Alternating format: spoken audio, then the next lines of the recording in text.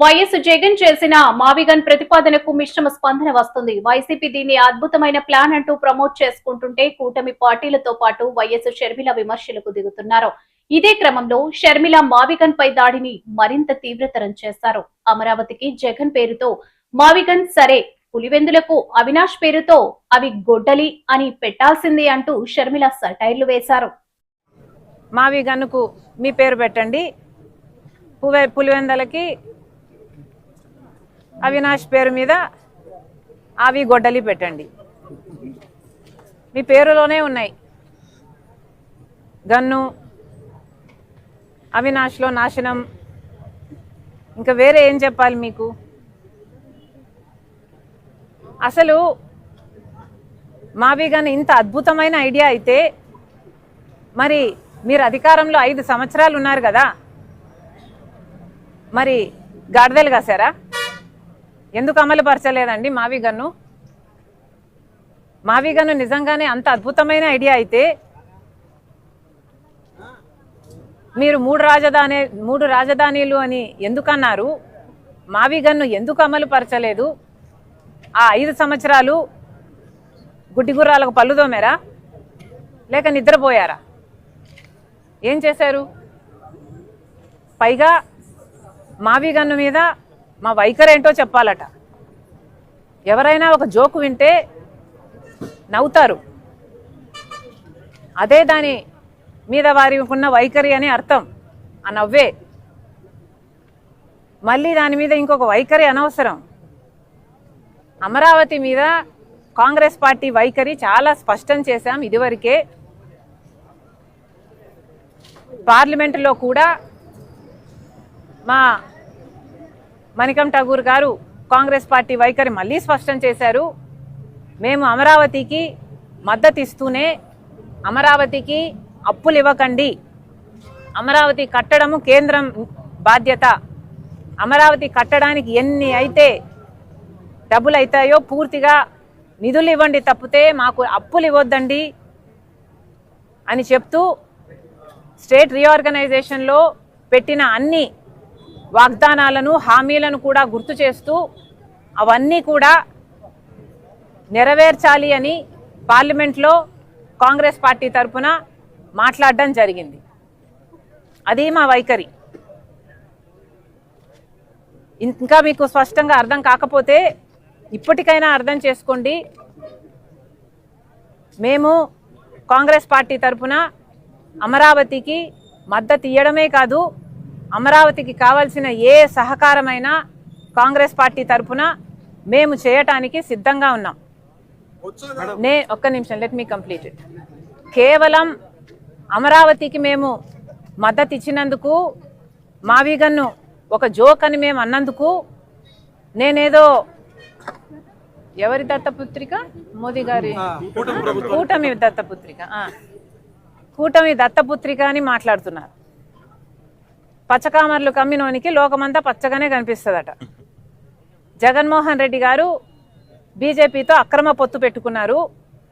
ఎందుకంటే బహిరంగ పొత్తు పెట్టుకునే దమ్ము లేదు, ఆయన ఓటు బ్యాంకు అనుమతించదు. కాబట్టి బీజేపీతో, మోడీతో అక్రమ పొత్తు పెట్టుకున్నారు.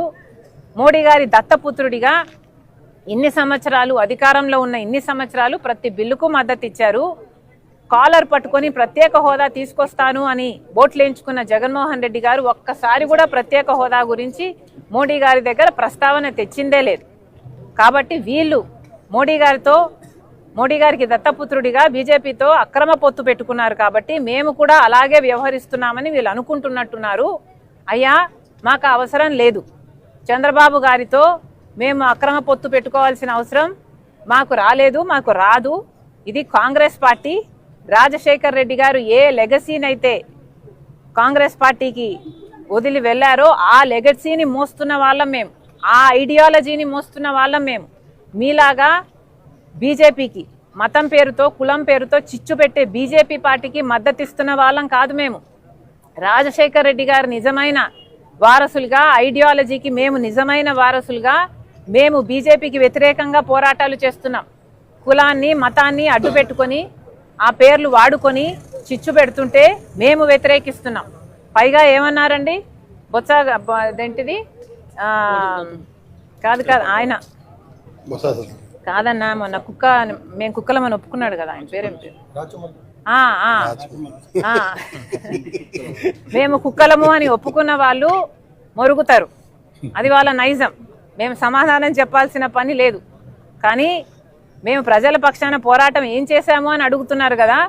మేమేనండి ప్రజల పక్షాన పోరాటాలు చేస్తున్నది.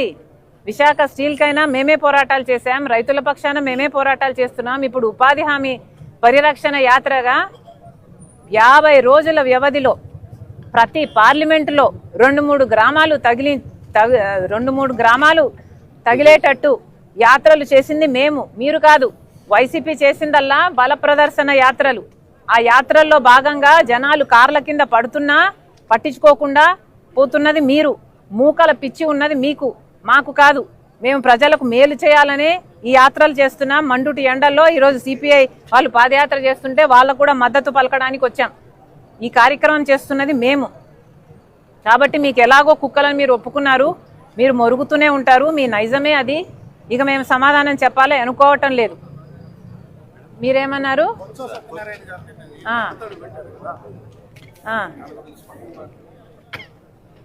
బొత్స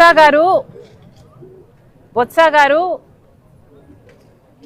నిండు అసెంబ్లీలో రాజశేఖర రెడ్డి గారిని చులకన చేసి మాట్లాడితే, విజయమ్మ గారిని అవమానిస్తే, ఆ రోజు నిండు సభలో విజయమ్మ మా అమ్మ కంటతడి పెట్టుకున్నారు. అప్పుడే కాదు, ఇంటికి వచ్చి కూడా ఆ రోజు చాలా బాధపడ్డారు. నేనే ప్రత్యక్ష సాక్షిని. అంతగా అమ్మను బాధ పెట్టాడు, రాజశేఖర రెడ్డి గారి భార్యను బాధ పెట్టాడు. అది కూడా రాజశేఖర రెడ్డి గారిని చులకన చేసి మాట్లాడి నిండు సభలో. అలాంటి బొత్స గారు నిన్న కన్నీళ్లు పెట్టుకున్నారని విన్నాం. ఎందుకు పెట్టుకున్నారో నాకైతే తెలియదు. కానీ నిజంగా విజయమ్మను అంత బాధ పెట్టినందుకు పశ్చాత్తాపంతో కన్నీళ్లు పెట్టుకోవాల్సిన